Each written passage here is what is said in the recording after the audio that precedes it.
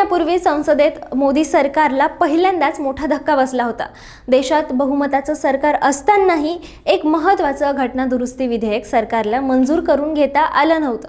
कारण एकच, 2/3 म्हणजेच सध्याच्या लोकसभेतील 543 जागांनुसार 362 खासदारांचा आकडा सरकारकडे नव्हता। पण एप्रिल ते जुलै या 3 महिन्याच्या कालावधीत फक्त ऋतूच बदलले नाहीयेत, तर राजकारणाचं चित्रही बदललंय। संसदेतील संपूर्ण राजकीय गणित बदललंय। अनेक विरोधी पक्षांमध्ये बंड झालेत, काही खासदारांनी भूमिका वेगळी घेतली आहे, काही पक्षात फूट पडली आणि काही पक्ष सरकारबाबत मवाळ झालेत। त्यामुळे आता पुन्हा एकदा चर्चेत आलंय ते म्हणजे भाजपचं मिशन 360 आणि म्हणूनच मोदी सरकारचं मिशन 360 जवळपास पूर्ण झालंय का? विरोधकांचे किती खासदार फुटलेत? कोणत्या पक्षाला सर्वात मोठा धक्का बसलाय? आणि डिलिमिटेशन, महिला आरक्षण यांसारखी मोठी विधेयक आता सहज मंजूर होतील का? आणि सर्वात महत्त्वाचं म्हणजे विरोधकांवर या मिशन 360चा काय आणि कसा परिणाम होईल हे सगळं समजावून घेऊयात आजच्या या व्हिडिओमध्ये। नमस्कार, मी श्रुती आणि तुम्ही पाहतात लगाव बत्ती। सगळ्यात आधी मोदी सरकारचं मिशन 360 नेमकं काय आहे आणि ते कसं आलं ते समजावून घेऊयात। लोकसभेत साधं विधेयक मंजूर करायचं असेल तर त्यासाठी साधं बहुमत पुरेसं असतं। यामध्ये फारसे महत्त्वाचे किंवा मोठे बदल घडवून आणणारं विधेयक नसतं। पण ज्यावेळी एखादं मोठं विधेयक म्हणजेच घटनादुरुस्तीसारखं विधेयक, महिला आरक्षण, डिलिमिटेशन किंवा वन नेशन वन इलेक्शन यासारखे विधेयक मंजूर करायचे असेल तर संसदेत जेवढे सदस्य उपस्थित आहेत त्यांच्या 2/3 मतांची आवश्यकता असते। आणि सध्याच्या लोकसभेच्या संख्येनुसार हा आकडा साधारण 362 खासदारांच्या आसपास जातो आणि हाच 362चा आकडा भाजपला गाठायचा आहे।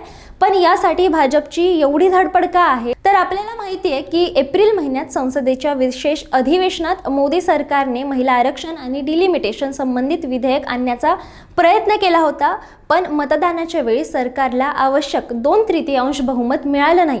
त्यावेळी सरकारच्या बाजूला 296 मतं पडली आणि विरोधात 230 मतं पडली। यामुळे विधेयक पुढे जाऊ शकलं नाही आणि हा नरेंद्र मोदी पंतप्रधान झाल्यानंतर पहिल्यांदाच सरकारला मोठा धक्का बसला होता। पण आता त्यानंतर राजकीय घडामोडींनी वेग घेतलाय। गेल्या 3 महिन्यात विरोधी पक्षांच्या गोटात अशा राजकीय पडझडी झाल्या आहेत की संसदेचं संपूर्ण गणित बदलायला सुरुवात झाली आहे। यातला सर्वात मोठा धक्का बसलाय तो उद्धव ठाकरे यांच्या शिवसेना अर्थात ठाकरे गटाला। लोकसभेतील त्यांच्या 9 खासदारांपैकी तब्बल 6 खासदारांनी बंड केलंय आणि उपमुख्यमंत्री एकनाथ शिंदे यांच्या नेतृत्वाखालील शिवसेनेत जाण्याची भूमिका घेतली आहे। या घडामोडीला राजकीय वर्तुळात ऑपरेशन टायगर म्हटलं। या 6 खासदारांचा पाठिंबा मिळाल्यानं एनडीएचं संख्याबळ वाढलंय। दुसरा मोठा धक्का बसलाय पश्चिम बंगालमध्ये ममता बॅनर्जी यांच्या तृणमूल काँग्रेसला।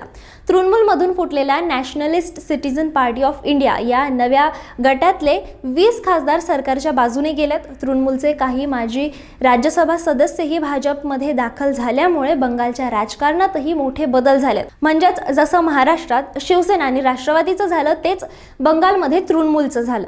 आणि महाराष्ट्रात अजून एक चर्चा गेले काही दिवस सुरू आहे, ती म्हणजे राष्ट्रवादी काँग्रेस शरद पवार गटाकडून डिलिमिटेशन विधेयकाबाबत सरकारशी संवाद साधण्याचे संकेत दिले। त्यानंतर उद्धव ठाकरे गटाचाही सूर काहीसा मावळ झाल्याची चर्चा आहे। शिवसेना ठाकरे गटाचे नेते संजय राऊत यांनी काही अटींसह चर्चेला तयार असल्याचे संकेत दिलेत। खाली दक्षिण भारतातही समीकरणं बदलताना दिसतायत। डीएमके आणि काँग्रेसमधील संबंध निवडणुकीच्या वेळी आधीच ताणले गेले होते। डीएमके आता तमिळनाडूमधून सत्तेबाहेर आहे।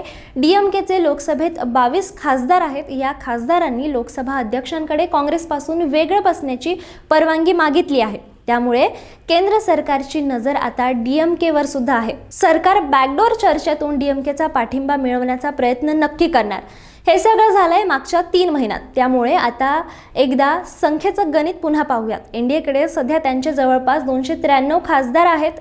जर एनसीपीआय गटातील 20 खासदारांचा पाठिंबा त्यांना मिळाला तर आकडा 313 वर जातो। त्यात शिवसेना ठाकरे गटातून फुटलेले 6 खासदार जोडले तर आकडा 319 होतो। आणि आता जर डीएमके मधून 22 खासदारांचा पाठिंबा मिळाला तर संख्या 341च्या आसपास पोहोचू शकते। आणि याशिवाय वायएसआरसीपी आणि काही अपक्ष खासदारांचं समर्थन जर भाजपला मिळालं तर हा आकडा आणखीन वाढू शकतो। शरद पवार गटाकडून सुद्धा सहकार्य मिळालं तर एनडीए 350 पेक्षा जास्त खासदारांच्या जवळ जाऊ शकते आणि काही प्रादेशिक पक्षांची साथ मिळाली तर हा आकडा 362च्या पार जाऊ शकतो। आणि आता याच पार्श्वभूमीवर भाजपनेही राजकीय हालचाली वाढवल्या आहेत। गृहमंत्री अमित शहा यांच्या सलग बैठका, महाराष्ट्रातील महायुती नेत्यांशी चर्चा, उत्तर प्रदेशातून महाराष्ट्रापर्यंत पक्ष संघटनेत सुरू असलेली हालचाल, हे काही योगायोग नाहीये। सरकार पुढील संसदीय अधिवेशनापूर्वी आपलं संख्याबळ आणखीन मजबूत करण्याचा प्रयत्न करतंय, हे स्पष्टपणे दिसतंय। भाजप जर हा 362चा आकडा गाठण्यात यशस्वी झाला तर त्याचा परिणाम काय होईल, तर सर्वात प्रथम महिला आरक्षण विधेयक आणि डिलिमिटेशन विधेयक मंजूर करण्याचा सरकारचा मार्ग अधिक सोपा होईल। त्याचबरोबर भविष्यातील इतर घटना दुरुस्ती विधेयकांसाठीही सरकारला वारंवार विरोधकांवर अवलंबून राहावं लागणार नाही। संसदेतील विधेयक मंजुरीची प्रक्रिया सरकारसाठी एकदम सोपी होईल। पण याचा दुसरा राजकीय परिणामही तितकाच महत्त्वाचा असेल। विरोधकांमधील सततच्या फुटी आणि खासदारांची गळती सुरू राहिली तर इंडिया आघाडीची एकजूट आणखीन कमकुवत होईल। अनेक प्रादेशिक पक्षांवर आपापल्या खासदारांना टिकवून ठेवण्याचं मोठं आव्हान निर्माण होईल।